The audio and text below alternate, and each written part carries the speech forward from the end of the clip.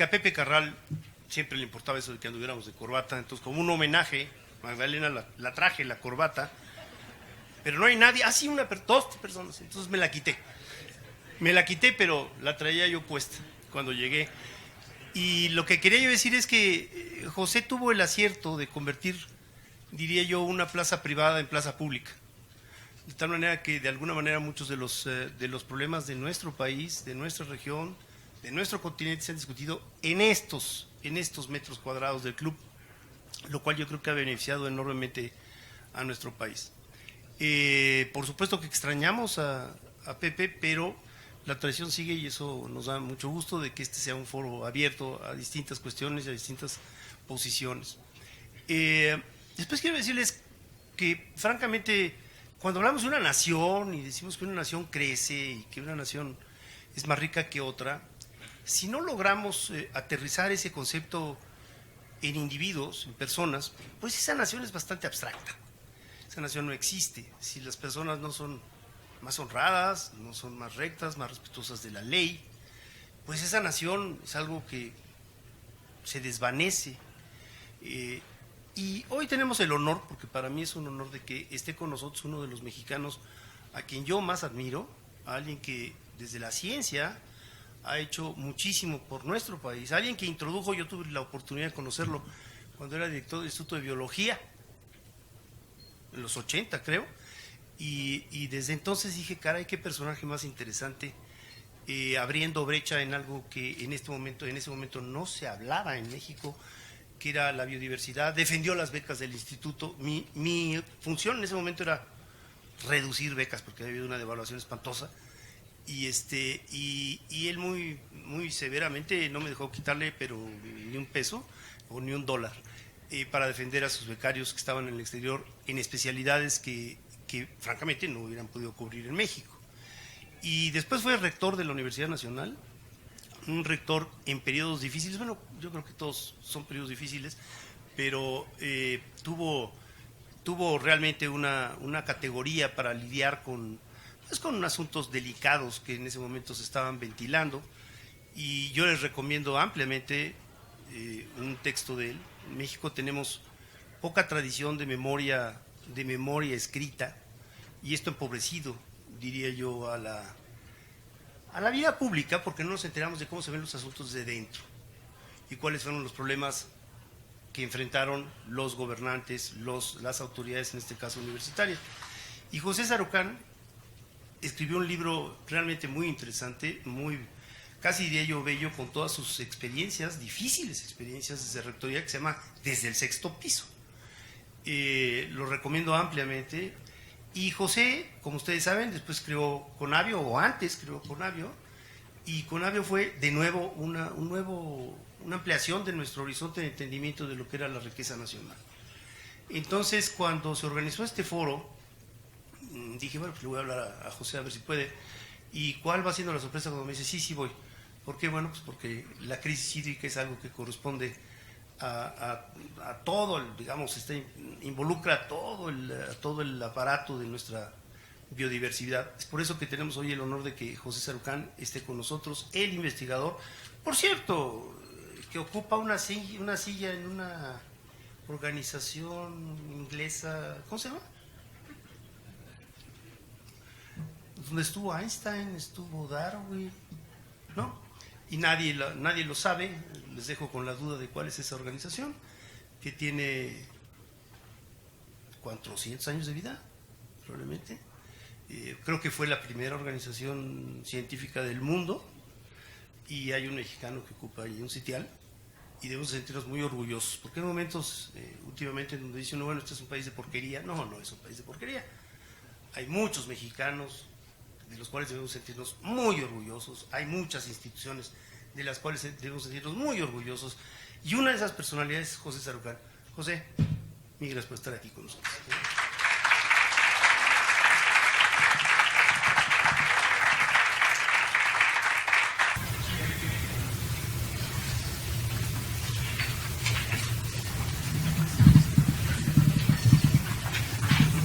Buenas tardes. Mil gracias por estar aquí en esta reunión, discusión de un tema que es absolutamente central para la vida de los humanos, pero central para la vida del planeta, no nada más de los individuos que habitamos este planeta. Agradezco muchísimo a Federico la invitación y agradezco mucho que sea un acto de yo diría una institución que Federico echó a andar hace muchos años, en la que muchos de los que estamos aquí participamos, ya sea publicando o asesorando o aconsejando qué es este país. De repente, la primera vez que vi este país, dije, caray, el periódico, ¿qué está haciendo metido en estas cosas? No, están metidos en muchas cosas, desde luego en cosas importantes como esta. Pero me da un enorme gusto que en realidad es para revivir o insuflarle nueva vida a ese proyecto bellísimo que era la revista Este País, la primera revista que empezó a usar estadísticas y datos claros de qué nos estaba pasando en este país, y que, bueno, por razones que no voy a tocar ahora, ha tenido un periodo muy difícil, muy complicado. Los que estábamos en algunos de los comités, yo estaba aquí con Fulvio Cardi en el comité de ecología, y pues tuvimos que ver con pena que realmente se paró la publicación de la revista, aunque siguió en forma digital, pero que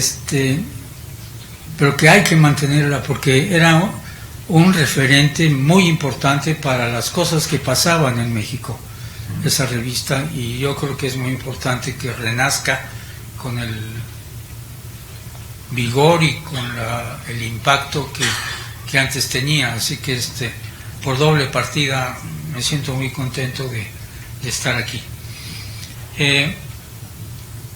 No sé si es el momento, a lo mejor, para no quitar tiempo. Estamos, les digo, porque traigo una sola transparencia, que para mí es rarísimo porque, bueno, ya la pusieron. Lo van a ver ahora mismo.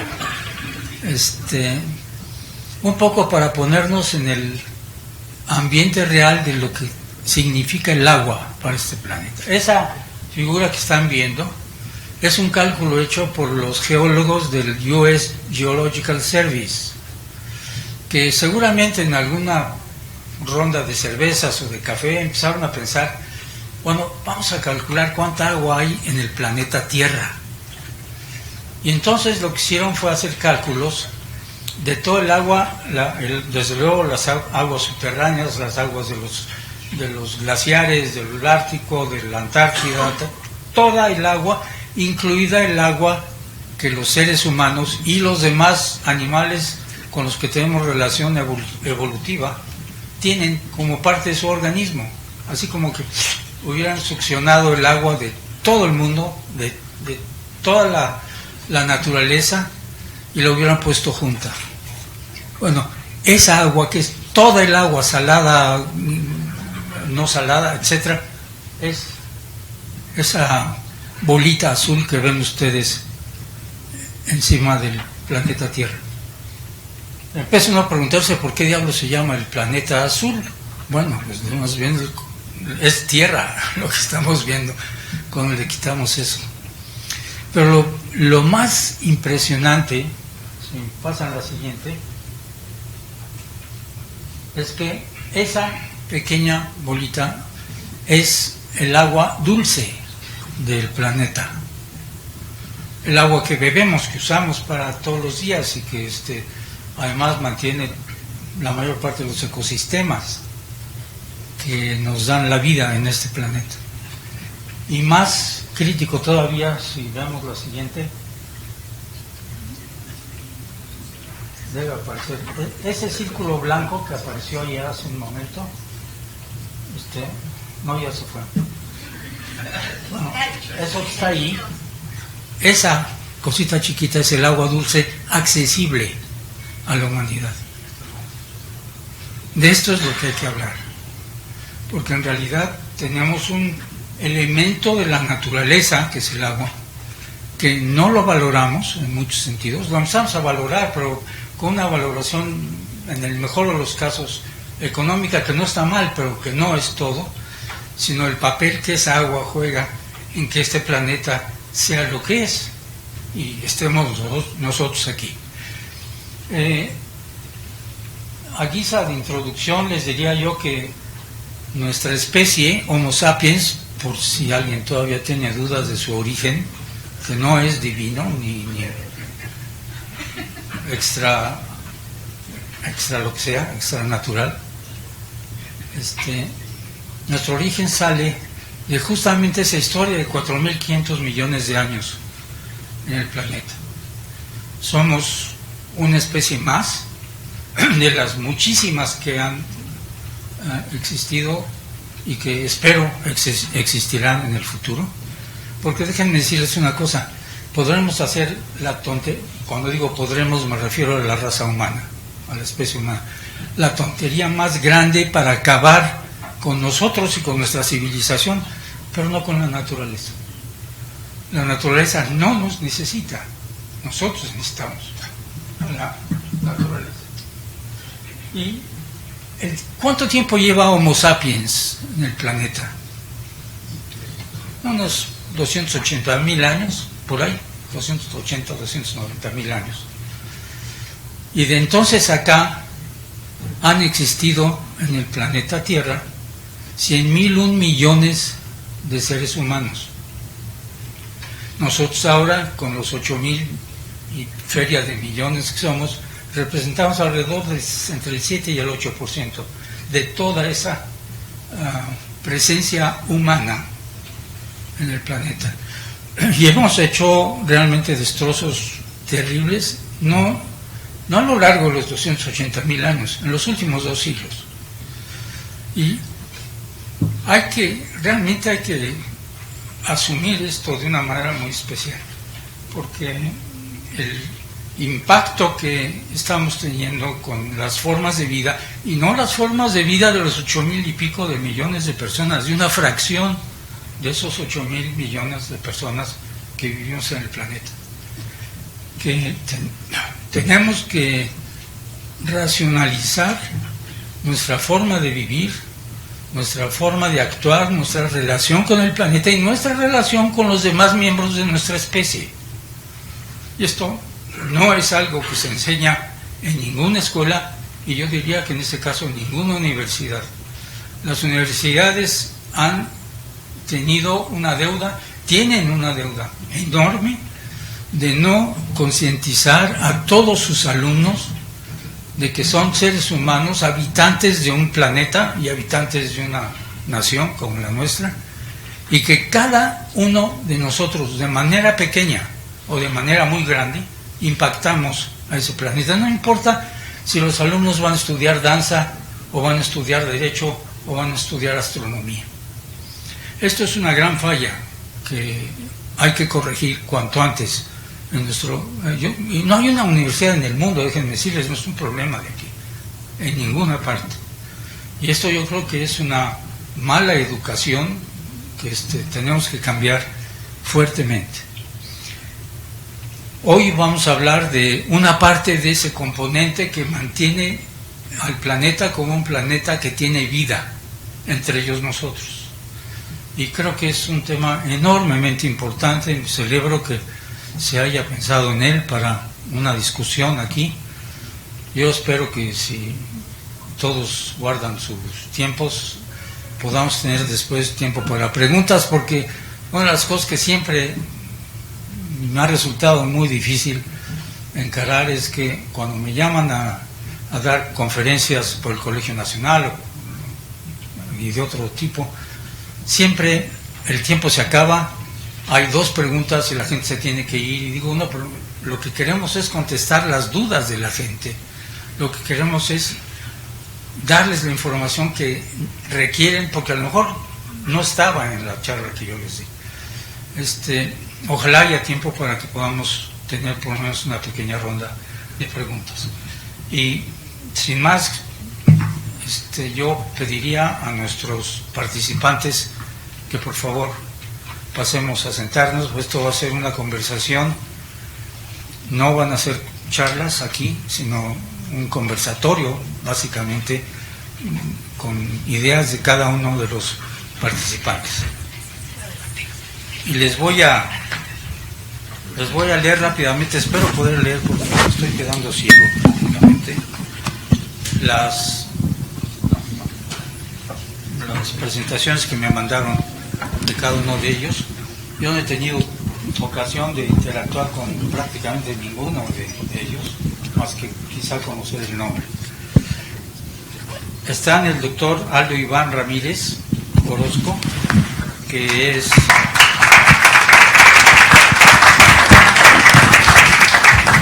es ingeniero civil, maestro en ingeniería hidráulica y doctor en cuestiones hidráulicas también, en hidrología. Tiene una gran experiencia en este tema. Él está ahora, voy a abreviar un poquito esto para no usar mucho tiempo.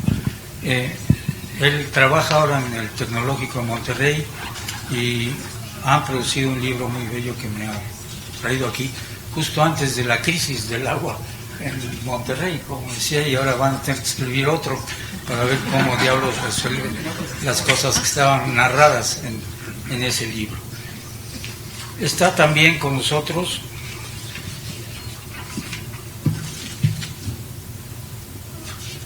la doctora Cecilia Lartigue, que es bióloga, colega, y que hizo estudios en Edimburgo, en la Universidad de Edimburgo, y que después se ha dedicado mucho a cuestiones de comunicación de la ciencia, en las cuales ha tenido un papel importante en diversas instituciones. Hizo estos estudios de comunicación de la ciencia los hizo en Toulouse, en Francia. Ella ha estado muy involucrada en comunicar esta información en las instituciones en las que ha estado y tiene una experiencia en ese sentido muy importante. La otra persona que nos acompaña y que aceptó participar es Raúl Rodríguez Márquez, que tiene una licenciatura en Administración de Empresas. Esto nos va a dar un poco la baraja de visiones y de experiencias que justamente se están uniendo aquí en esta mesa. Tiene estudios de dirección empresarial en el IPADE y también ha sido profesor y ha cursado materias de análisis político en el CIDE, de aquí de México también. Su experiencia reside mucho realmente en el manejo y en la valoración de ese recurso tan importante que es el agua. Y finalmente, perdón, está en el orden que me las mandaron, ¿no? Sandra López.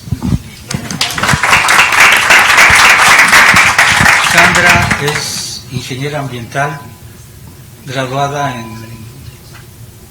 en el Politécnico Nacional, qué bueno, y posee también una vasta experiencia en asuntos que tienen que ver con el cuidado, el manejo, la conservación de los sistemas hídricos y también en cuestiones de políticas públicas, que es la única manera en que podemos traducir el conocimiento científico, académico, a cuestiones que son de utilidad a la sociedad, y este es un punto que a mí me parece realmente muy importante. Ha estado en Semarnat, trabajando también en cuestiones del medio ambiente, y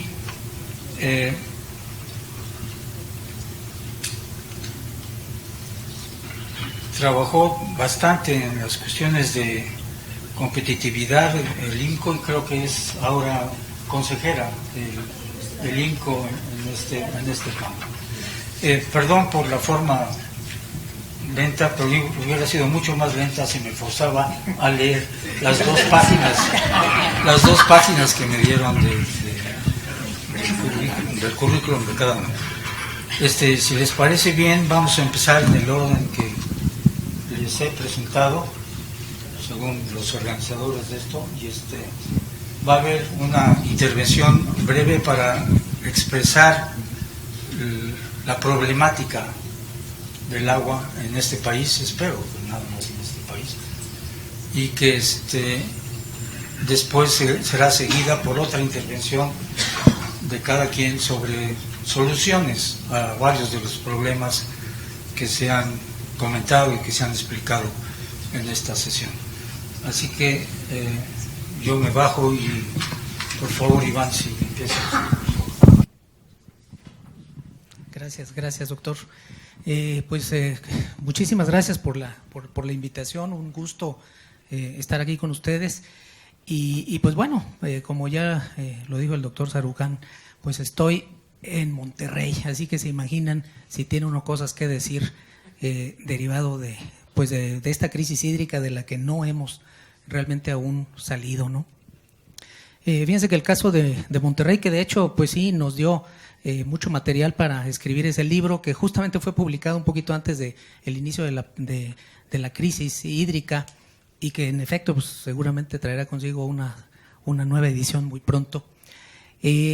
Pero el caso de Monterrey es bien interesante y de hecho sobre este asunto relacionado con el agua y las ciudades, especialmente las grandes ciudades, es donde voy a hacer esta intervención, si me lo permiten.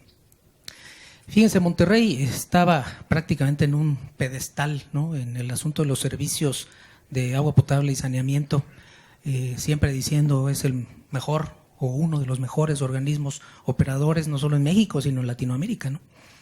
Más de 20 años con un servicio continuo 24/7 de agua en cantidad, en calidad adecuada. Y luego de repente viene todo este golpe, ¿no? Y entonces pues se nos cae del pedestal.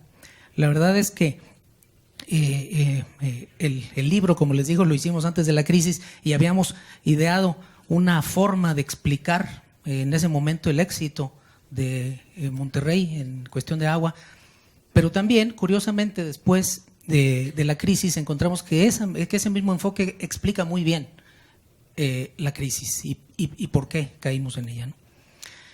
Les voy a decir la versión corta del asunto en el caso de Monterrey, pero esto aplica en general a los problemas y diría yo los desafíos que tienen que ver con el agua en las grandes ciudades. Una, el crecimiento poblacional, por supuesto, ¿no? Y con ello, pues la demanda. Y eso, viendo un poquito hacia el futuro, se ve complicado, ¿no? Para 2050, el 88% de los mexicanos vamos a vivir en ciudades.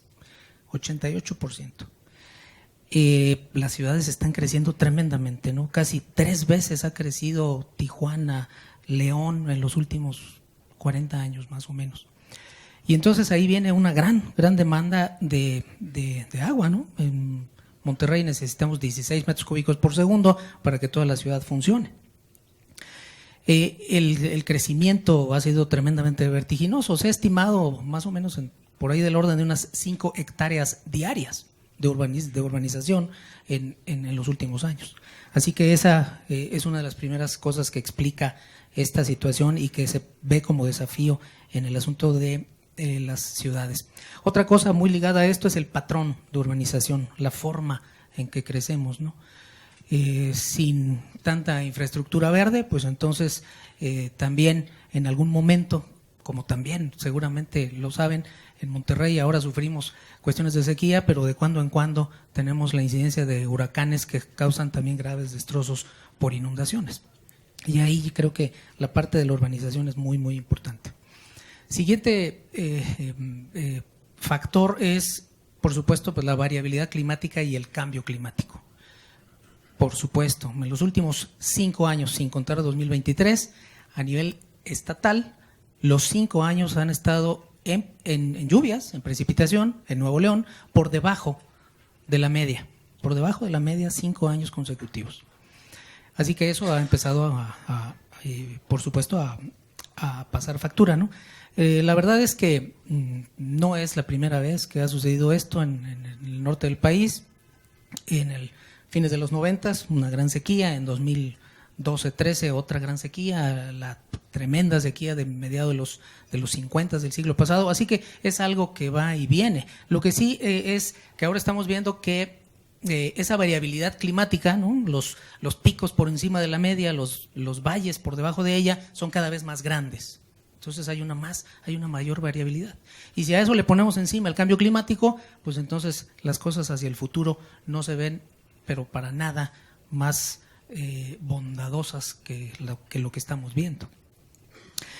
Entonces ese realmente pues es otro de los factores por los cuales caímos en lo que caímos, pero lo pongo pues como desafío en general para otras ciudades, porque la verdad es que el caso de Monterrey pues fue muy mediático, pero pues es la punta del iceberg de lo que vamos a hoy de hecho ya estamos viendo en otras ciudades, ¿no?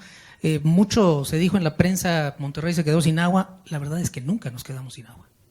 En el peor de los casos, en el peor día, y eso fue por una falla de infraestructura, el suministro se vino a la mitad.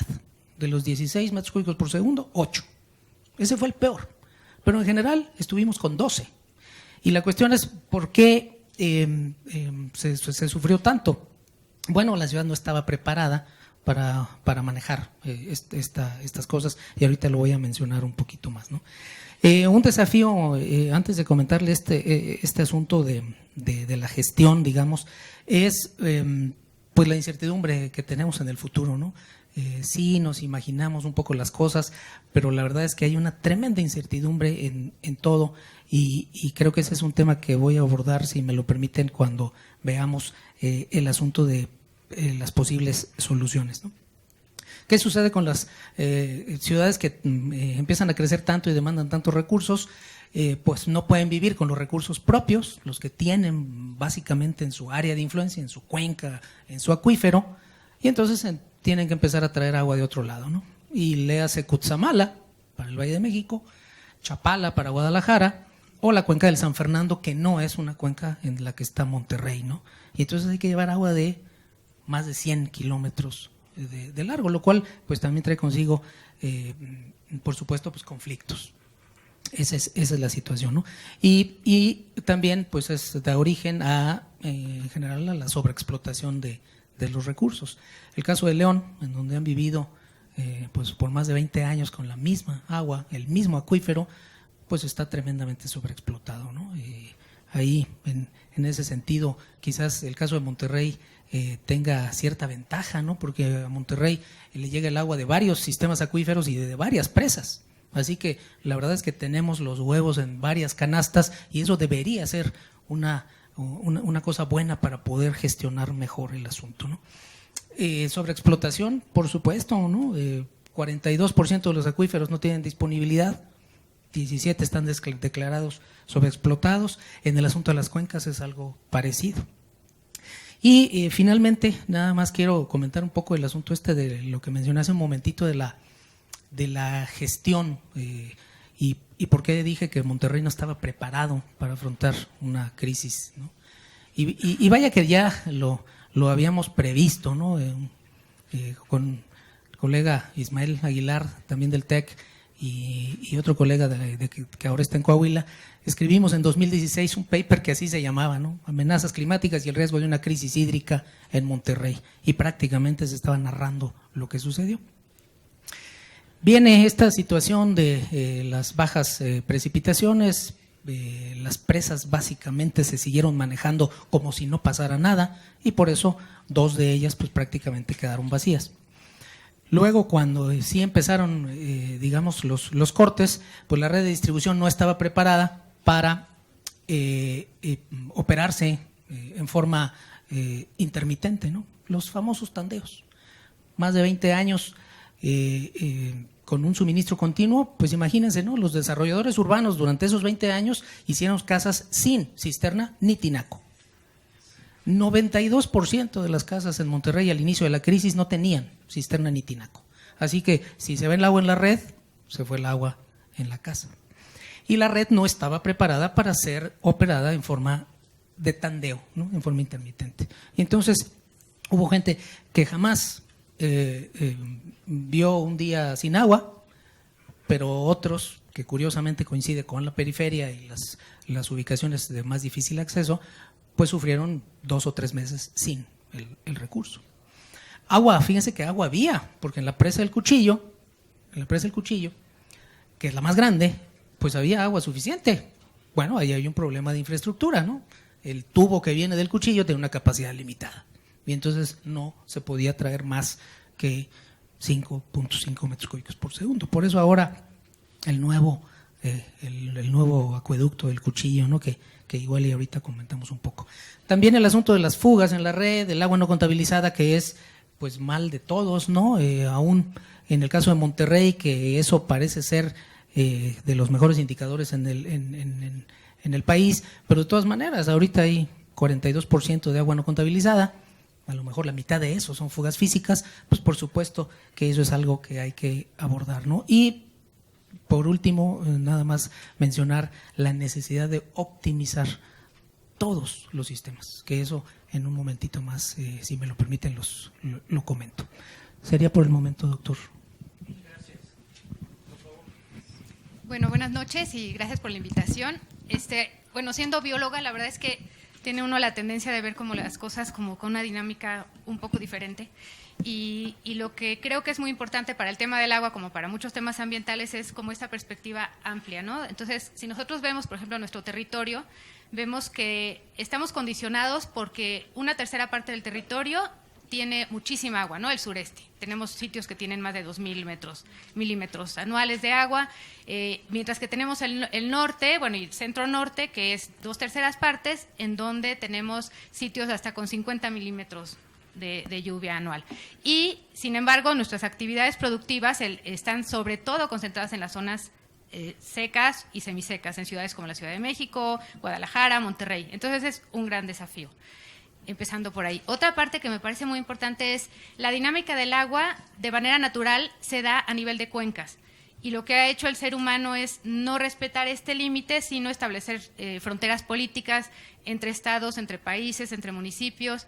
Y entonces desde ahí ya estamos como yendo en contra de la lógica del agua. Y cuando hablamos de cuencas, hablamos también de uso de suelo. Entonces todo realmente es integral. Entonces no podemos aislar al recurso agua de todo lo demás, ¿no? De cuál es la cobertura de la vegetal, forestal de las cuencas.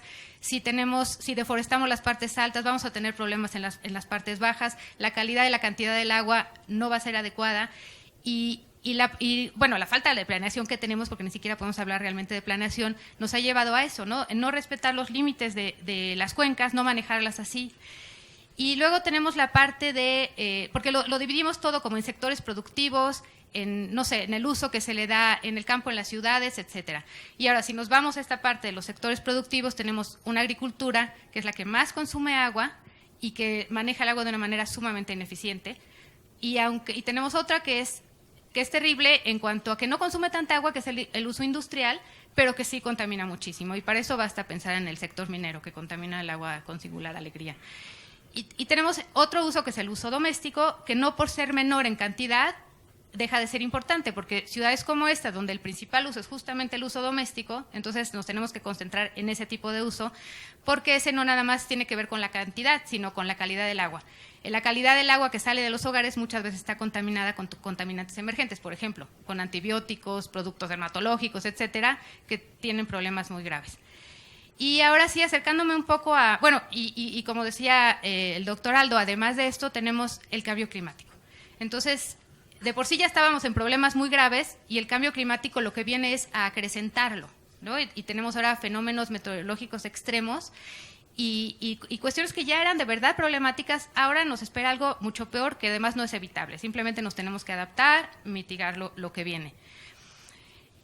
Acercándome a la parte del uso doméstico, que es en lo que trabajé mucho cuando estaba en el programa Pumagua de la UNAM, lo que yo siento que falta es como una cuestión de corresponsabilidad entre quien distribuye el agua y los usuarios. Desde hace varias décadas existe como la tendencia de echarle la culpa a los usuarios de todo, ¿no? En los temas ambientales, los consumidores son los culpables. Y entonces las campañas están totalmente enfocadas a ciérrale, cambia tus dispositivos, cosa que es real, pero si uno piensa cuál es el servicio que se les está ofreciendo a las personas de agua, tenemos que un porcentaje muy, muy alto de la población, más del 40%, no tiene agua las 24 horas del día. Y la calidad de agua que llega a sus hogares es muy deficiente. De hecho, hicimos varias encuestas en Pumagua, una como parte de la Encuesta Nacional de Hogares de INEGI, otra a nivel de la ciudad. La gente ya ni siquiera sabe lo que significa potable. O sea, la gente, todo el mundo compra agua embotellada. Y cuando uno le dice, pues, agua potable es que se puede beber, realmente es una sorpresa. Cuando en otros países, pues, todo el mundo bebe agua de la llave, ¿no? En México se ha vuelto la costumbre que el agua para beber es embotellada. Y eso se vuelve mucho más drástico cuando uno va con los sectores marginados. La cantidad de dinero que invierten de sus ingresos en la compra de agua embotellada, en la infraestructura de almacenamiento. O sea, en teoría no deberíamos de tener cisternas ni tinacos. Un buen sistema, la presión es suficiente para que el agua llegue a las casas. La gente está invirtiendo una gran cantidad de dinero en la infraestructura, y donde más se nota, porque hicimos un análisis de qué porcentaje del ingreso se va al agua potable, es infinitamente mayor en las personas de más escasos recursos. Entonces el agua se vuelve también un tema de desigualdad muy importante. Y luego esto pasa también por la cuestión de las tarifas. Entonces uno dice, el agua, pues sí, la que llueve es gratis, ¿no? Pero el agua que llega a mi casa, pues no, porque cuesta bastante llevarla, ¿no? Y más en la Ciudad de México. Pero yo, ¿por qué la voy a pagar si la agua que me llega es terriblemente deficiente, por un lado? Y por otro lado, si el sistema de abastecimiento es tan deficiente, ¿no? Tenemos fugas en la ciudad mínimo del 40%, cuando lo que se supone que es decente, porque fuga cero no existe, pero digamos, lo que se supone que es aceptable es ciudades, por ejemplo, como Londres, que tienen un 8% de fugas. Eso sería lo ideal. Nosotros tenemos fugas altísimas y, sin embargo, le estamos exigiendo al usuario que pague el servicio y que además implemente todas estas medidas ahorradoras que generalmente son bastante costosas, sobre todo las más efectivas. Entonces, de ahí me voy a la parte de la cultura del agua. Sí falta una cultura del agua bastante importante, pero a nivel de los organismos operadores, capacitación para ellos y también para la gente. Pero para la gente, en que la gente sepa exactamente cuáles son las medidas que de verdad tienen un impacto, porque también hicimos encuestas de ver cuáles eran las acciones más importantes y la gente no tiene idea cuáles son las que impactan más que otras. Falta muchísimo por hacer en cultura del agua. Y una cultura del agua que no nada más es esta de qué voy a hacer en mi casa, sino también lo que tiene que ver con la participación ciudadana en la toma de decisiones. Entonces yo creo que como que por todas estas áreas fluye el agua, ¿no? El agua sí es un eje transversal y yo creo que no lo podemos ver de manera aislada ni a los demás recursos ni a los ecosistemas, ¿no? Digo, tal vez ese es como el vicio de los biólogos de que todo lo llevamos para allá, pero la verdad es que si nosotros no protegemos las cuencas, los ecosistemas, pues tampoco vamos a tener agua para nosotros, no en el corto plazo, digo, no en el largo plazo, en el mediano y en el corto. Entonces creo que pues por ahí, creo que es como la perspectiva que tengo del tema del agua. Gracias.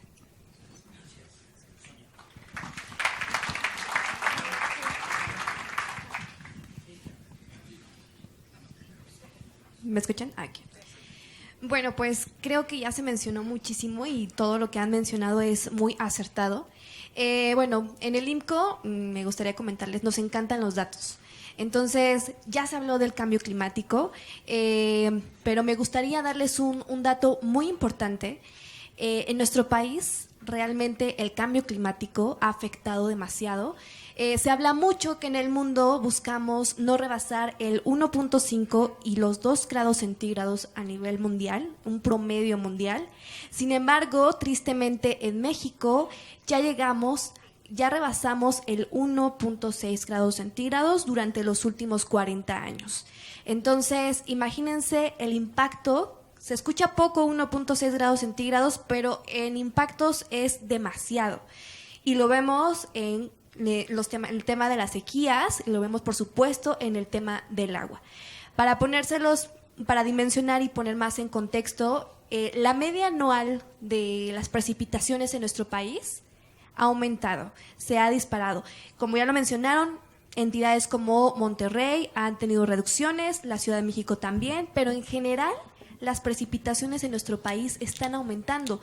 Entonces, ¿qué es lo que está ocurriendo en nuestro país? ¿Por qué tenemos tantos problemas de agua actualmente? Bueno, pues lo que está ocurriendo es que la temperatura, al aumentar, también está aumentando el índice de evaporación.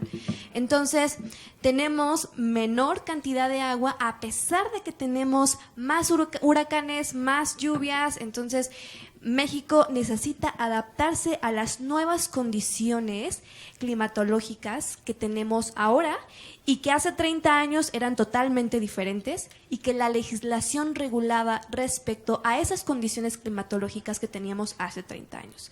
Entonces, para ponerlo también en números, las sequías han aumentado, se han sextuplicado, o sea, han aumentado 6 veces. 2011 ha sido el año con más sequías en los últimos 70 años y lo rebasó el año 2021. Entonces, lamentablemente, las sequías han crecido en nuestro país, se deben al cambio climático y están impactando el territorio mexicano de distintas formas. ¿Qué ocurre? México es un país tan diverso que hasta en eso, pues, también lo es, ¿no? Tenemos en el norte, la franja norte, que es donde se están dando las sequías más severas, más importantes, y ya lo vemos como en entidades federativas como Monterrey.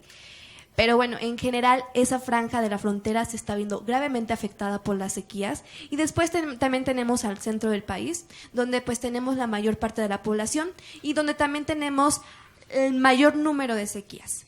Y también tenemos la mayor parte de los acuíferos sobreexplotados. Entonces, lo podemos ir colocando en nivel de prioridades. Y finalmente tenemos también, no menos importante obviamente, también al sur del país, que pues es la parte de México que ha tenido más precipitaciones y que también se ve agravada por el tema de las inundaciones. Entonces, de este modo ya podemos ir dimensionando cómo va el tema del agua en temas de cambio climático. Pero bueno, a esto también se le suma, como ya lo mencionaron, el tema del crecimiento demográfico. México se encuentra entre los 10 países más poblados del mundo y, como ya lo mencionaron también, la población pues va a seguir creciendo, y de hecho la ONU pronostica que hacia 2050 pues las sequías se doble este número de sequías en las ciudades del mundo. Entonces, pues imagínense, si hace 30 años México padecía de agua, pues hoy en día y las futuras generaciones lo van a seguir padeciendo. Entonces, necesitamos reformar la legislación, necesitamos hacer conciencia de cómo usamos el agua. ¿Y cómo usamos el agua?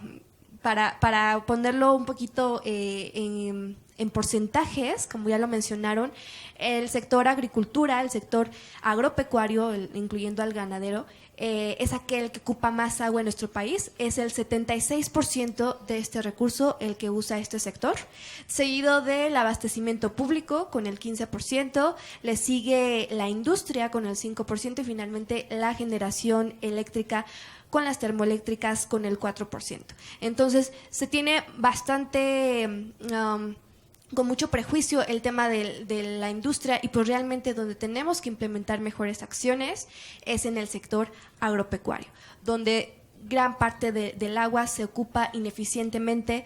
En nuestro país tenemos alrededor de unas 500,000 concesiones que otorga la Conagua, pues prácticamente más de la mitad son para la agricultura. Para ponerles un ejemplo, un chocolate ocupa alrededor de 24,000 litros de agua. Un kilo de pollo ocupa 15,000 litros de agua. Entonces, imaginen la dimensión del agua que se ocupa en la agricultura. Hace poco la autoridad anunció que en el norte del país se van a reducir las concesiones para nuevas empresas, para nuevas industrias, con la narrativa de que pues no hay ya suficiente agua en el norte. Pero es realmente aquí donde se tienen que implementar las medidas. Pues a mí me parece que realmente donde deben implementarse las medidas es en el sector agropecuario. Lamentablemente, los sistemas de datos de la Conagua son bastante deficientes, falta muchísimo monitoreo, falta muchísima vigilancia. La vigilancia ha reducido en 75% en nuestro país. En 2013 se hacían 10,000 visitas por parte de Conagua y de Profepa. Hoy en día se hacen alrededor de 2,000 visitas a los 500,000 usuarios que hay del agua en nuestro país. Entonces, pues por ahí también va muchísimo el tema de la regulación y de la gestión del agua en nuestro país.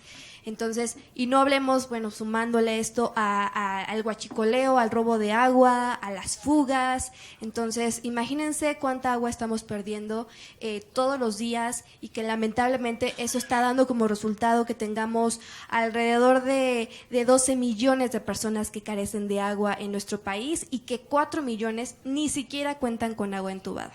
Entonces, me quería darles estos datos como para que nos hagamos conciencia y que sepamos cuál es el impacto de nuestras vidas diarias, y también de todo lo que hacemos en nuestro día a día, ¿no? Que la vestimenta que llevamos puesta, que todo lo que tenemos ahora necesitó de agua para poder llevar a cabo su producción, su elaboración, y que pues tenemos un impacto enorme en nuestro planeta y en todos los ecosistemas. Y bueno, pues hasta aquí dejo mi participación y le paso la palabra. Gracias.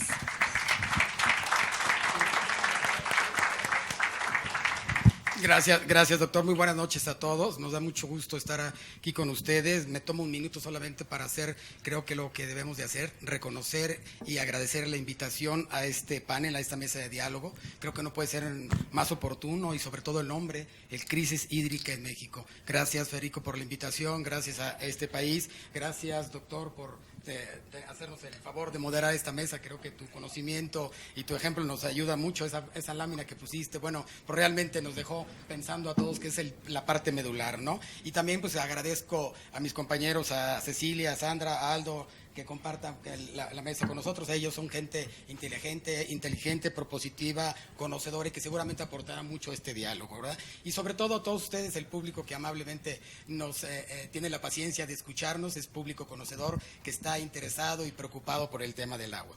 Yo empezaré diciendo que desde el Consejo Cultivo del Agua siempre hacemos una reflexión de inicio, y creo que, como bien el doctor Sarucán nos invitaba a hacer una primera parte del diagnóstico, bueno, pues ya se dijo mucho por Aldo, por Ceci, por Sandra. Yo diría, hagamos una reflexión. Por ahí hay una institución muy reconocida de hace muchos años que dice que para poder resolver un problema, primero hay que reconocer que lo tenemos. Y creo que en México todavía no reconocemos o no estamos claros, como decía el doctor Sarucán al principio, que tenemos un problema. Tenemos claro que el agua es un recurso finito, es un recurso que se puede terminar. Me van a creer que hay gente que cree que no se va a acabar el agua y que el agua es suficiente, que el problema es que está mal ubicada. Nosotros tenemos otro punto de vista. Nosotros decimos que el agua es un recurso finito, que se está acabando, como ya lo escuchamos, que el problema, podrán decir los expertos, que el agua es más o menos el mismo volumen, el 1%, ese puntito que no encontramos en la lámina del doctor Sarucán. Sí, nada más que el problema es que ahora somos, como ya bien se dijo, mucho más gente. Hace unas semanas en la ONU, en la Conferencia Mundial del Agua, ustedes recordarán que, por cierto, desde mi punto de vista no cubrió las expectativas que muchos teníamos al respecto de esa gran reunión para ver los temas a nivel mundial del agua, para ver el efecto global y poder después de alguna manera aterrizarlos a nivel local como en nuestro país, donde estamos hablando de más de 8,000 millones de habitantes, donde 2,000 millones no tienen agua suficiente o acceso diario al agua, que en nuestro país, ya lo dijeron las cifras, podemos estar o no de acuerdo que es un gran problema en nuestro país, porque no hay una cifra única estandarizada.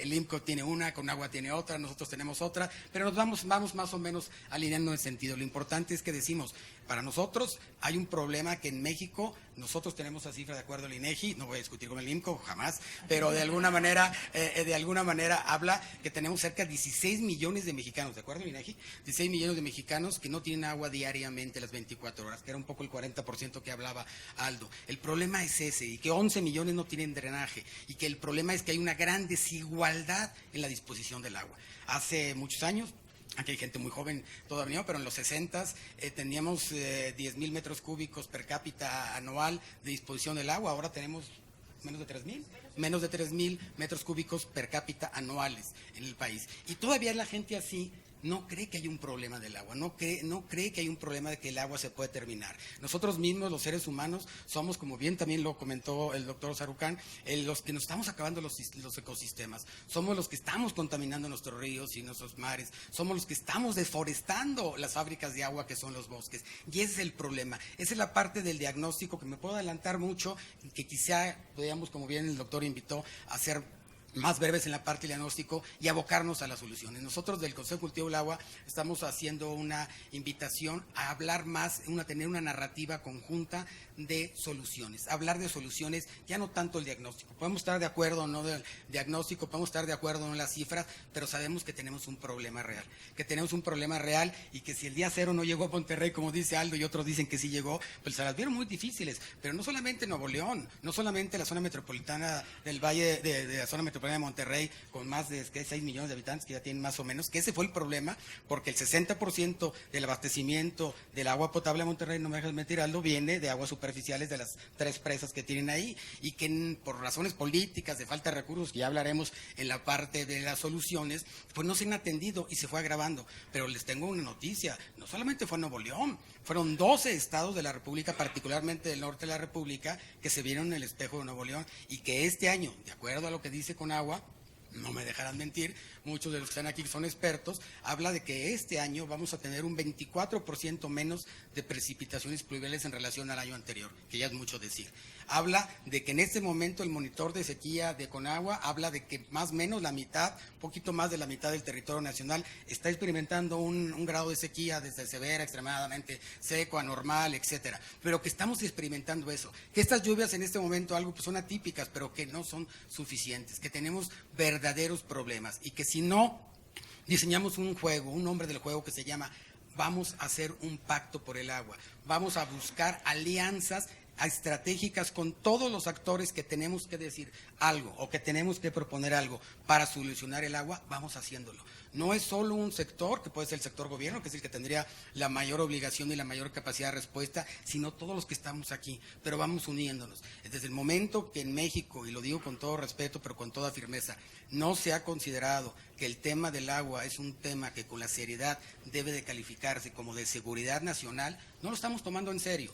Y eso para nosotros, ese es el problema.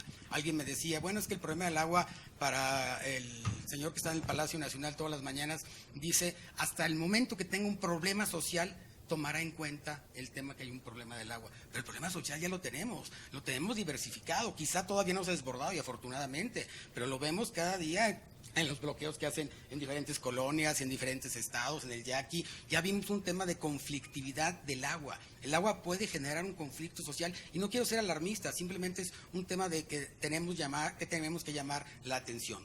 En la ONU, y con eso termino la parte del diagnóstico para entrar a la parte de soluciones, en esta conferencia mundial del agua, el marzo pasado, el secretario general Guterres decía, vamos buscando 4 grandes acuerdos.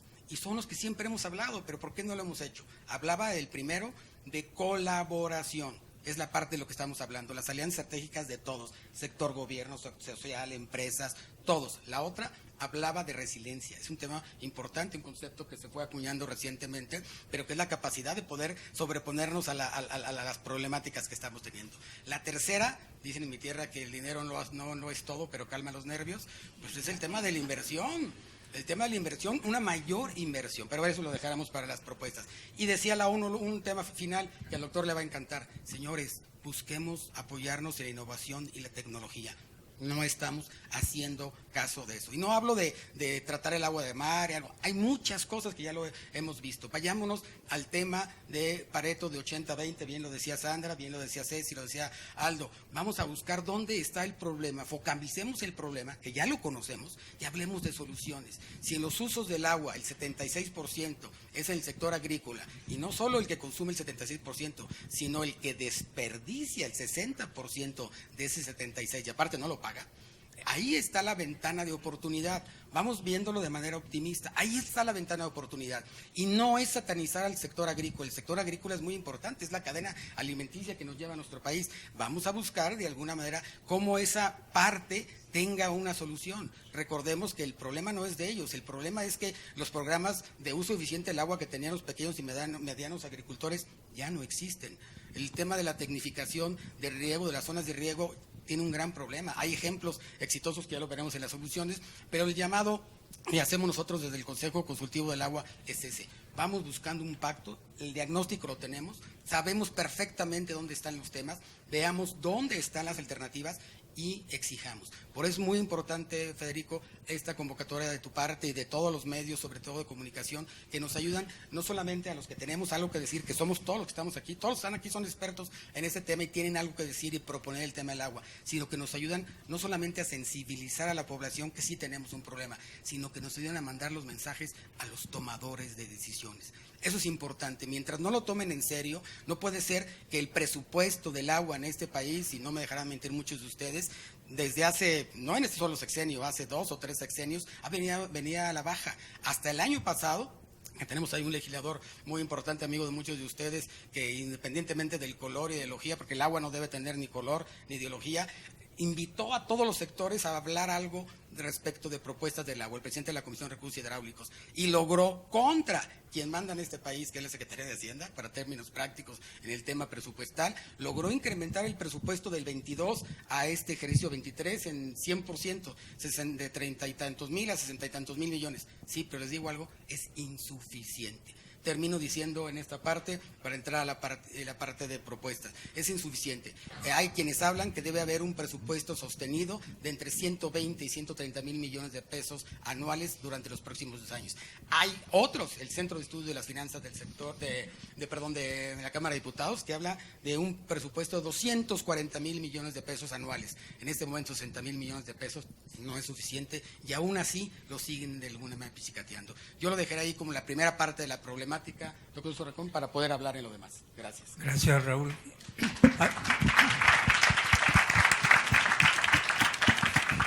70s, 80s por ahí, era de tubos y de presas, pero nada para mantener los bosques que eran los que contenían el agua y que nos llenaban los acuíferos y los ríos y los lagos de los cuales obteníamos agua. Yo creo que ese es un punto que hay que tener en cuenta. Y el otro muy importante también es la cuestión del agua que se va a la agricultura. Seguramente necesitamos agricultura, pero hay muchos ejemplos de cómo hacer las cosas bien, sin necesidad del desperdicio enorme del agua que se está yendo ahí, subsidiada enormemente, y además doblemente subsidiada porque las bombas para bombear el agua de los mantos acuíferos está subsidiado. Hay una serie de cuestiones ahí realmente, pues yo diría que muy perversas pues para la sociedad, que tendrían que tener un cambio. Y finalmente el hecho de que se mencionó que la gente no sabe la calidad del agua que le llega.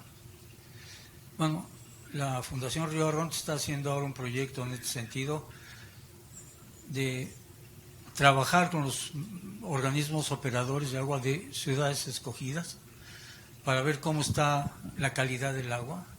En las 4 primeras que se escogieron, básicamente el agua era adecuada para esto, pero en una de esas ciudades, y no voy a mencionar ninguna porque ya se habló de ella aquí al principio, el consumo de agua embotellada no ha bajado.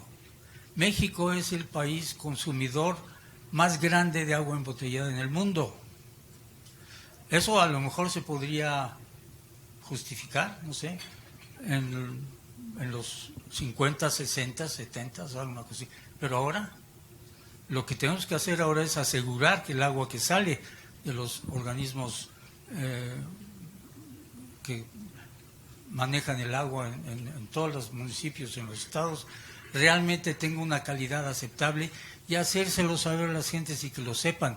Yo creo que ahí hay un problema de educación social enorme que no se va a llevar a cabo mientras la gente no verifique que la calidad del agua es buena y por lo tanto puede dejar de estar comprando garrafones y botellas, con todo el problema ambiental que eso genera por otro lado.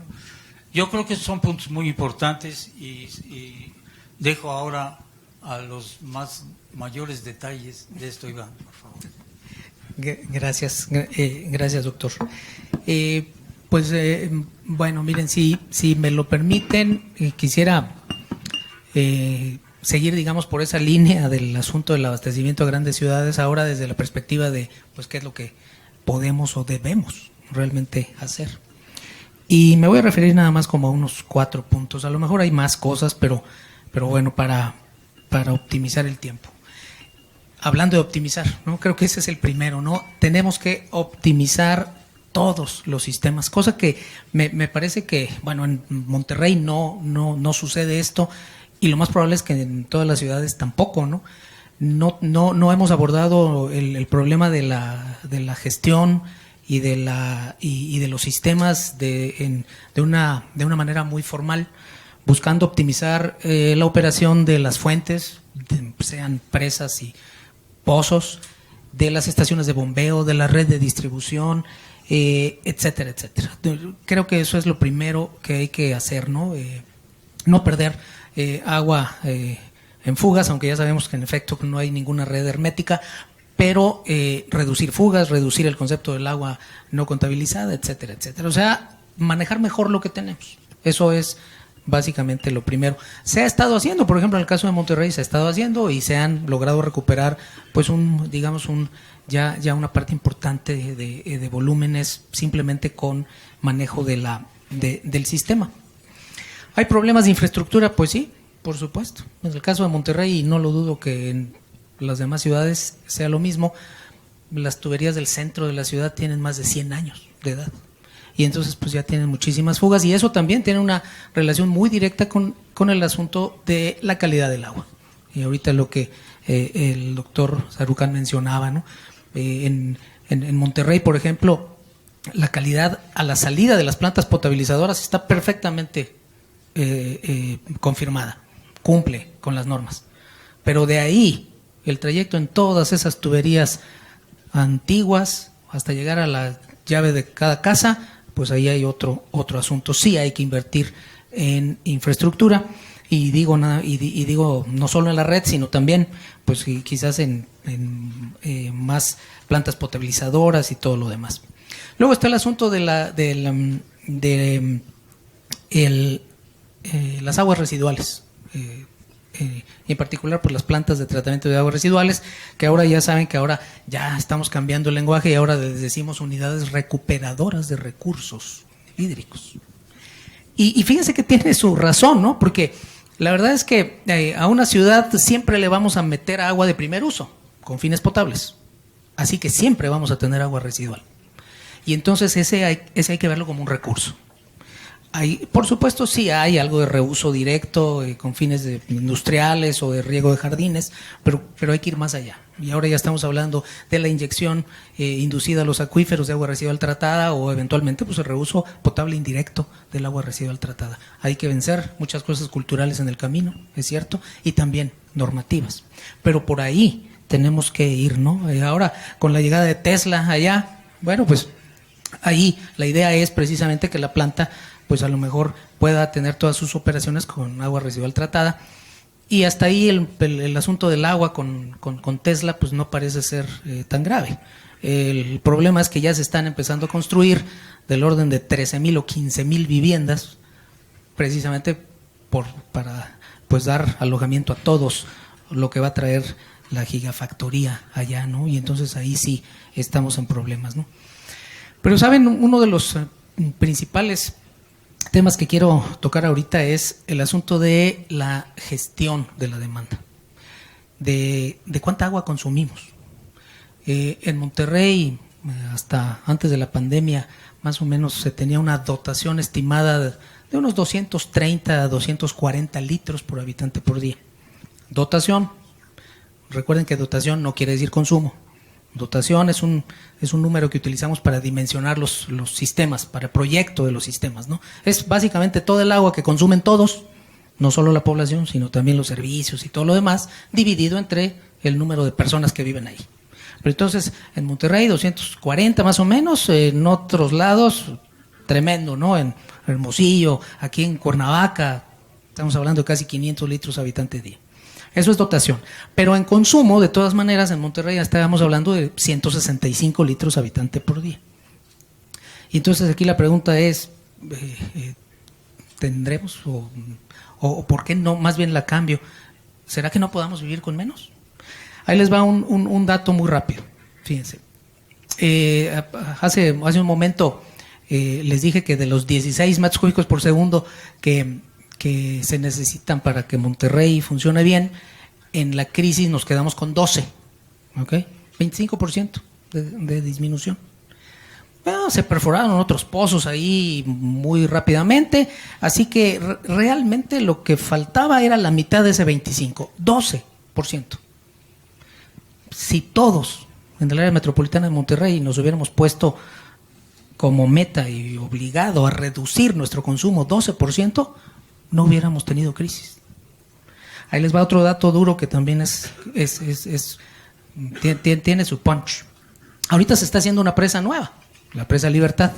De ahí se espera traer 1.5 metros cúbicos por segundo. De los 16, pues eso es el 10%. ¿Okay? Bueno, pues si todos decimos, ok, vamos a ahorrar, voy a consumir el 10% menos de agua, pues entonces no necesito a la presa Libertad, que ahorita está costando 6,000 millones de pesos. Y que si siguen las sequías, pues habrá que ver si la presa, qué tanta agua nos va a poder dar, ¿no? Porque pues el hecho de tener la infraestructura no quiere decir que voy a tener el agua. Hay que pensarlo en ese sentido. Así que este asunto de la gestión de la demanda y de la disminución del consumo, pues otra vez viene con ese añejo, digamos, lema de y la cultura del agua, porque y creo que a lo mejor con esto termino. Fíjense, la situación de la crisis sí trajo consigo muy rápidamente un cambio de hábitos, porque la gente decía, caray, ahora sí ya me quedé sin agua, y entonces déjame ver qué hago, ¿no? Y entonces recuperaba el agua de la lavadora y ponía unas tinas ahí en lo que caía el agua en la regadera, y entonces trataba de reusar al máximo todo, muy rápidamente. ¿Saben ahorita quién está haciendo eso? Prácticamente nadie. O sea, sí aprendimos de un golpe muy rápido, y así de rápido se olvida, ¿no? Y bueno, pues ahí a lo mejor el discurso también no ayuda en el sentido de decir, pues ya se acabó la crisis, ¿no? Y entonces ahora todo sigue igual, porque pues se olvida muy rápidamente. Entonces creo que uno de las principales, temas en el asunto de la posible solución es que sigamos trabajando en este asunto de la gestión de la demanda, lo cual pues ahora nos está llevando a estudiar aún a los ingenieros todo este asunto de las ciencias del comportamiento, porque por ahí es donde hay que llegarle a la gente, ¿no? Sería todo por el momento.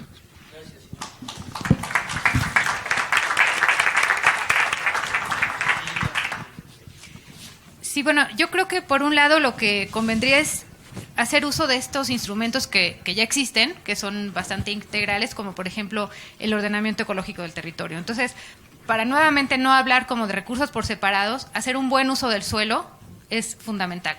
Por otro lado, pues fortalecer a los organismos de cuenca para que realmente el manejo sea por cuencas. Otra parte que me parece fundamental es la parte de la información. Y habíamos pensado en la UNAM, por ejemplo, el promover un observatorio del agua. Entonces, que cada municipio o a nivel estatal hubiera un observatorio en donde la gente pudiera ver cómo opera el organismo operador. Entonces, ver la calidad del agua, no nada más la calidad del agua que llega a los hogares, sino también la calidad del agua que existe en las fuentes de agua. Esto se hace en algunos países, no es algo que no exista, y que ellos también pudieran contribuir, ¿no? Y esto fomentaría también la participación ciudadana, que es algo que falta mucho en el país. Otra cosa que me parece fundamental en esto es justamente esta cuestión de la cultura del agua, pero una cultura del agua que pase por la cuestión que les digo que es el tema incómodo, ¿no? El de las tarifas. Entonces, para que la gente pague más, es ineludible una mayor inversión en los sistemas de agua, en los sistemas de distribución. Y una vez que se logre recaudar más, y esto implica, porque también, digo, eso es conocido, ¿no? Se recauda mal, y en un análisis que hicimos sí vimos que, francamente, los organismos operadores que cobran más con buenas tarifas, pues casualmente son de los más eficientes. Y eso no quiere decir que sean los privados, ¿no? Pueden ser públicos, pueden ser públicos privados, y de todas maneras siguen siendo eficientes. Entonces, el tema del dinero, pues aunque no venda, ¿no? Porque cuando alguien habla de cobrar el agua, la gente enloquece. pero la gente va a pagar si tiene un buen servicio. Entonces, y esto también es obviamente que pague más el que más consume, porque no se puede cobrar más caro por el mismo servicio a diferentes, a la gente más rica no se le puede cobrar más por el mismo servicio, pero sí se puede cobrar a más consumo. Entonces, yo sí creo que un consumo excesivo de agua tiene que ser prohibitivo si se está consumiendo de más. Entonces, tampoco la gente le quiere entrar a esto porque no vende votos, pero es fundamental. Y pues creo que hay otra parte que no sé cómo se puede luchar contra eso, que es el modelo económico que tenemos, ¿no? Que es el que fomenta que consumamos tanto y de manera tan innecesaria. Entonces, como decía Sandra, el agua virtual es donde más agua se va. Entonces, no nada más, perdón, de la parte de los productos agrícolas, todos los productos que tenemos, todos están o los procesos o están constituidos por agua. Entonces, tenemos que de alguna manera ver cómo cambiamos este modelo que es tan depredador. Pero la solución, pues para eso evidentemente no es sencilla, ¿no? Pero sí creo que tenemos que estar muy conscientes, que estamos consumiendo mucho más de lo que necesitamos. Y pues creo que ya. Gracias.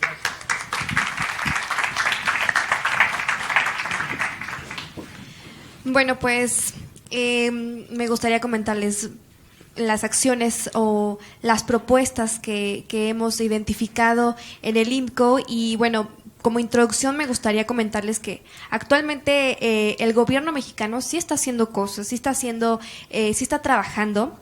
Sin embargo, tal vez no sea lo más eficiente, dado que hacen falta muchos estudios y muchos datos.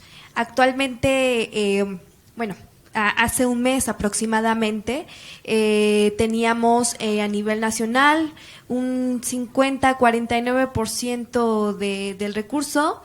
Y bueno, pues en las presas, para ser específica, en las presas, y pues resulta que pues obviamente con el estiaje, con la época de estiaje que se da normalmente de entre enero a mayo, pues esta cantidad podría verse afectada.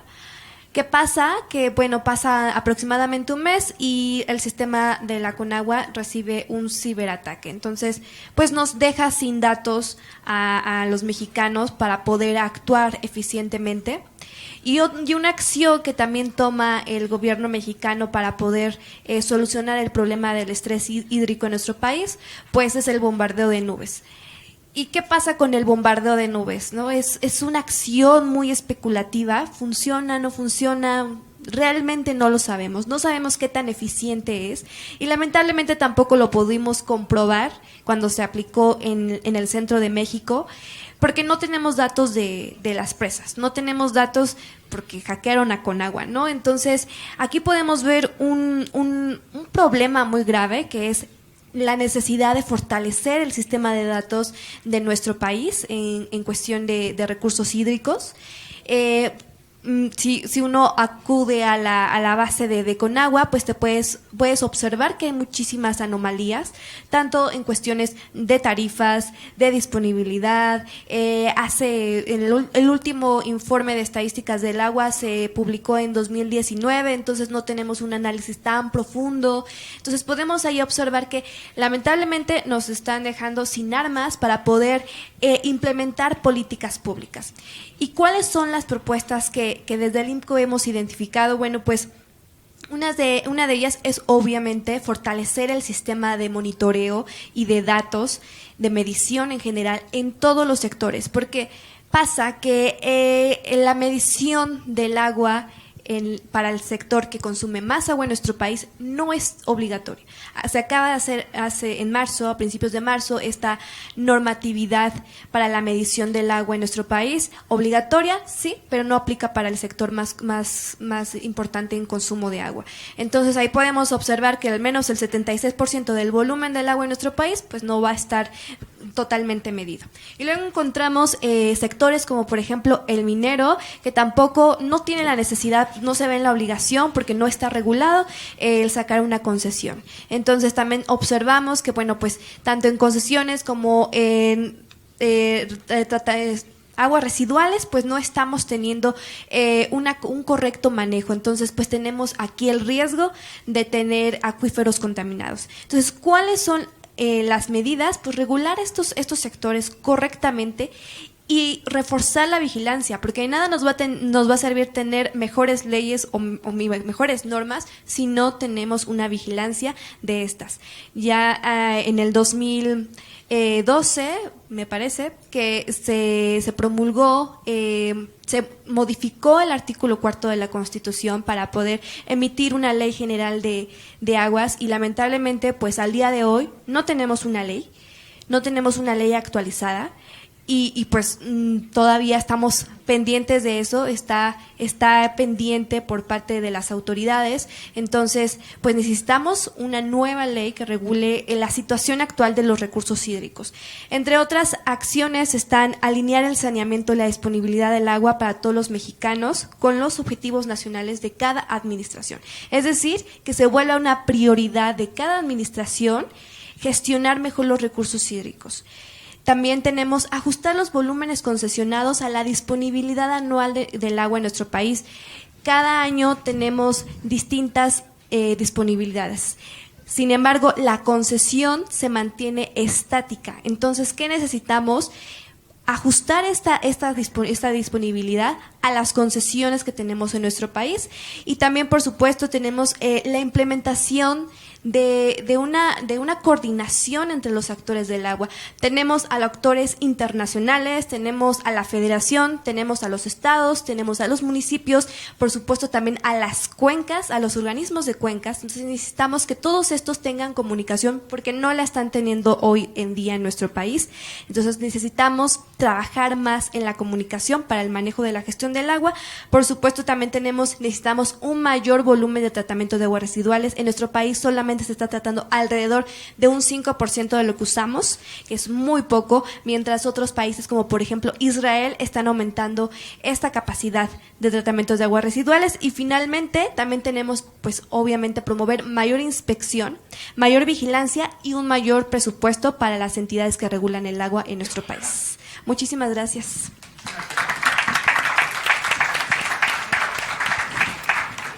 Gracias, doctor. Pues en esta última parte, como habíamos dicho, tratar de enfocarnos a las propuestas, a las soluciones, a lo que todo el bagaje de conocimiento de los expertos confluyen en decir qué es lo que tenemos que hacer. Lo hemos escuchado ya de mis compañeros y nosotros del Consejo Cultivo del Agua, en una alianza estratégica con Red Agua UNAM del doctor González Villarreal, que todos ustedes conocen, acuñamos 5 grandes desafíos en este sentido y que más o menos ya los comentaron mis compañeros Aldo, Ceci y Sandra. El primero ya lo dijimos, sin duda, y creo que es el más importante, es incrementar sensiblemente un mayor presupuesto en infraestructura en el sector hídrico. Eso es fundamental.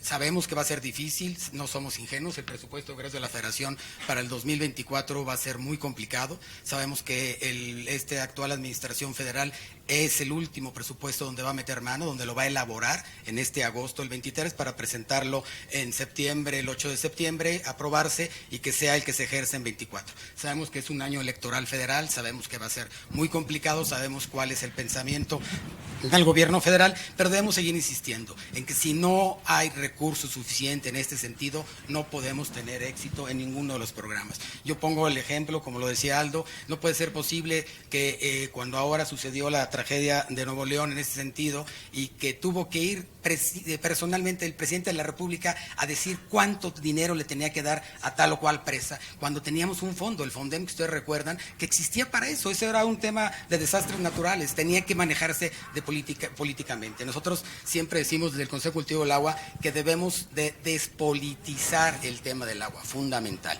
El segundo tema es decirle al gobierno, cuando el gobierno tú te acercas con ellos, aquí hay varios de compañeros que lo hemos hecho y que vamos a la Cámara de Diputados, que es la responsable del presupuesto, y le decimos, hay necesidad de meter más recursos, y te dicen, es que no hay más recursos, y es que ya está concentrado en grandes 5 proyectos y que pues el recurso está concentrado donde ya sabemos. Entonces le decimos, bueno, si hay una gran astringencia presupuestal en la parte federal, sabemos que es un año difícil económicamente hablando a nivel mundial, sabemos que hay un tema difícil en Estados Unidos, que puede haber una recesión, sabemos que hay una caída del Producto Interno, sabemos que hay una problemática. Le decimos al gobierno, ¿por qué no le permites al sector privado participar en ciertos proyectos?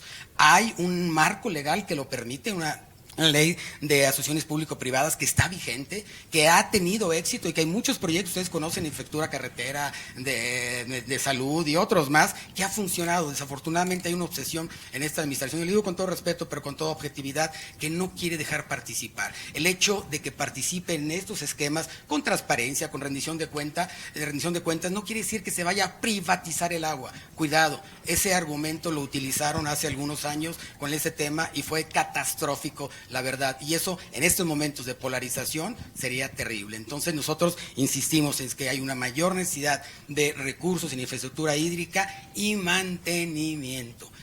Para los que somos creyentes decimos que es un pecado el que el 50% del agua que va en la red de conducción se pierda. En promedio, en el caso del Valle de México, habrá aquí expertos que me podrán corregir, es un poco más. Todo lo que viene del Cutzamala, el 30%, prácticamente, si quieren hacer una analogía, se va en la parte. ¿Y qué es lo que pasa cuando te preguntan, sobre todo los medios de comunicación o alguien, ¿y por qué pasa eso? Pues le decimos de manera coloquial, es que para los tomadores de decisiones no es sexy autorizar esos proyectos. ¿Por qué? Porque están enterrados, porque no se ven, porque no son rentablemente o políticamente rentables para ellos. Pero eso no debe suceder, y eso pasa en todo el país. Promedios van, promedios vienen, pero en todo se presenta. Entonces es un tema muy complicado. El segundo, lo decía Sandra, rapidísimo, entre los 5 desafíos como propuestas específicas, doctor, el derecho humano al agua. Es un tema donde la actual legislatura y las anteriores legislaturas están en falta.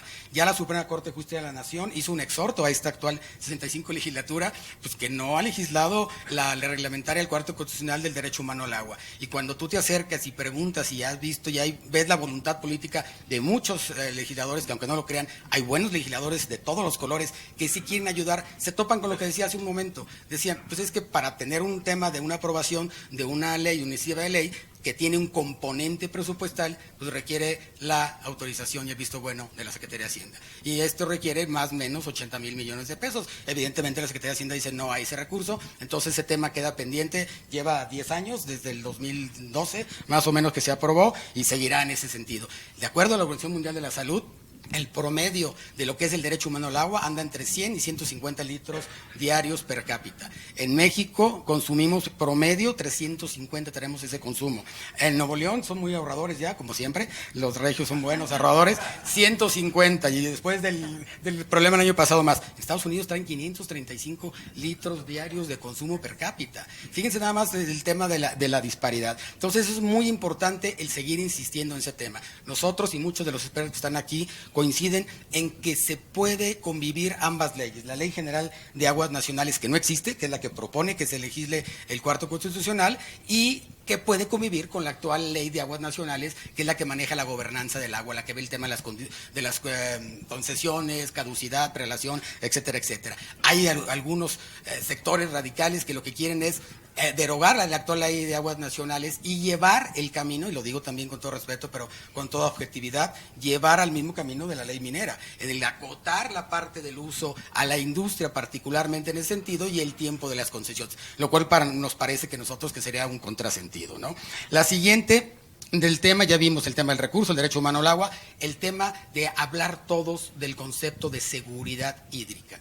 ¿Qué es seguridad hídrica? Un concepto muy sencillo, es la arquitectura institucional que agrupa a todos los que tienen que ver en el tema formal con los temas de agua para tener un solo objetivo, asegurar el abasto de agua en calidad y cantidad. Pero ahí tenemos un problema, lo decían hace un momento, ANEAS, la Asociación Nacional de Empresas de Agua y Saneamiento, que son las que coordinan los 2.400, 1.300 organismos operadores de agua que hay en este país, casi en cada municipio hay uno de ellos, como bien lo decía Sandra y Ceci, con problemas muy fuertes de cobro, etcétera, etcétera, que trae el problema. Pero les tengo una mala noticia, el 96% de esos organismos operadores están en quiebra.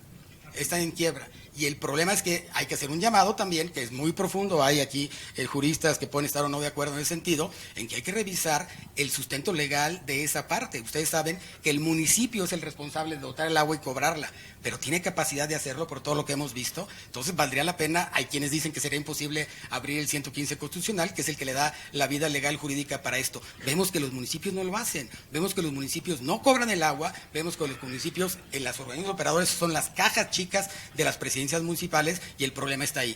Pero es un fósforo o un cerillo, como dice mi tierra, que se va agotando. A alguien se le va a pagar. Va a llegar un momento en que, y ha pasado, la Comisión Federal de Electricidad les corta el suministro de bombeo y hay municipios enteros, población entera, sea que se quede sin el agua, sin el abasto del agua. Entonces es un problema muy fuerte que hay que resolverlo. El cuarto, ya voy a terminar, doctor. El cuarto es la Agenda 2030. Creemos nosotros que México tiene una ventana de oportunidad importante en este lado, sí lo ha aprovechado, no voy a discutir con Sandra, sí el gobierno ha hecho cosas, pero siento que tiene una ventana de oportunidad más fuerte para hacer más cosas, se ha alejado, no ha estado tan cerca de lo que son los 17 Objetivos de Desarrollo Sostenible, donde uno, el 6, si no mal recuerdo, es el tema del agua. Entonces, esto es a nivel mundial, aprendamos de esas lecciones. Y la última, y creo que es lo que le dio origen al Consejo Consultivo del Agua y que fue el que ya después fue migrando a otros temas de políticas públicas, que es lo que ya todos hablamos, promover una mayor y mejor cultura en el cuidado y uso sustentable del agua. No solo las campañas son importantes, sino irnos a lo que decíamos hace un momento,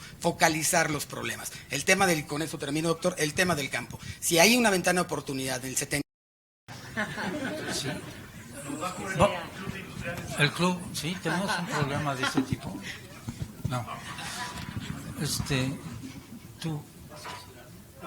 No, yo quisiera nada más, pues un poco extraer de lo que se ha estado hablando, que ha sido muy rico. Primero dos problemas muy grandes, uno menos grande que el otro. El menos grande es que no nos podemos quedar sin fábricas de agua. No importa qué se haga después, si no tenemos bosques bien cuidados y bien mantenidos en este país, no vamos a tener agua, no importa qué se haga después en mejoría de conducción del agua, en mejores formas de cobro pago del agua, etcétera. Si no hay la fuente de agua permanente y en términos de seguridad hídrica, ese es el punto número uno, simplemente no va a ocurrir. Y esa es una cuestión de política pública y hasta ahora no existe. Eso tiene que cambiar fuertemente. El otro más difícil es que estamos hablando de un problema de comportamiento humano. Y eso es una de las cosas que hay que cambiar, pero hay que cambiarla con cuestiones que realmente modifiquen ese comportamiento humano. Uno es información y el otro es que la gente se dé cuenta y puede exigir, y entonces significa ciudadanizar estos problemas para que se vuelvan las personas exigentes de estas cuestiones.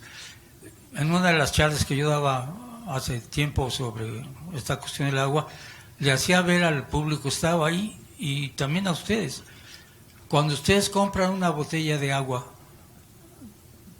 embotellada, están pagando 1000 veces más por litro de lo que están comprando que el agua que les llega a su casa.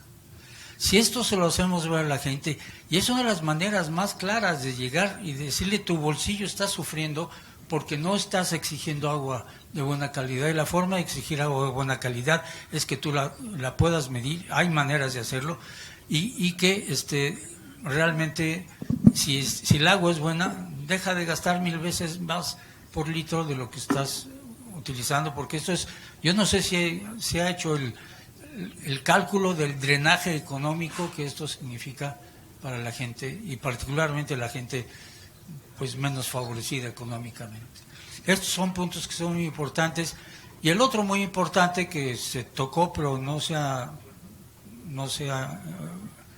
tratado del todo, han sido todas las plantas tratadoras de aguas. La mayor parte de ellas no funcionan. El mejor negocio era poner plantas de tratamiento de aguas y luego irse, y luego pues dejar que se pudra la planta, porque no hay manera de que funcione, o porque estaba mal hecha, o por cuestiones de este tipo. Estos son gastos absolutamente inadecuados, y hablando con Gerardo Gil, que está aquí, que está él ahora en la Auditoría Superior de la Federación, les da una charla diciendo, la Auditoría Federal Superior de la Federación no debe nada más ver que cada peso que se debería gastar se gaste adecuadamente, sino preguntar si ese gasto tiene el beneficio que debería haber tenido para la gente. Es cambiar una moral de las buenas intenciones a la moral de los buenos resultados. Y esto son las cosas que no hemos hecho todavía. Yo creo que hay que movernos por ahí, porque esta es la manera realmente de que no nada más el problema del agua, que es absolutamente central, sino muchos otros también puedan modificarse con una acción ciudadana informada y activa, para que realmente puedan modificar estas cosas. Con eso yo les agradezco enormemente a nuestros colegas que han estado presentando y por un lado el panorama y por otro lado dirigiéndose a algunos de las soluciones posibles a este asunto. Yo creo que es muy enriquecedor la sesión que hemos tenido y les agradezco realmente sus intervenciones. Gracias. Un aplauso, ¿no?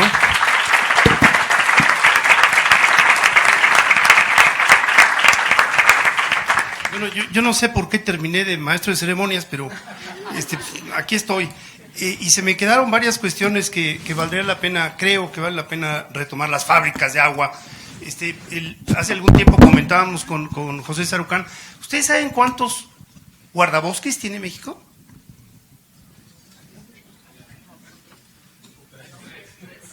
Por ahí, como 40. 2.200.000 kilómetros cuadrados. 40 guardabosques. Primer punto. Después se me vino a la mente lo que decía John Locke. John Locke decía que gobernar es cambiar hábitos.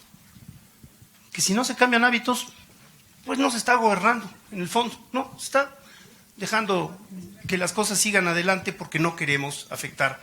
Eso Proust decía.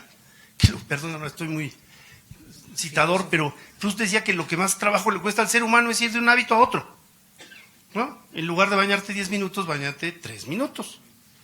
Se puede.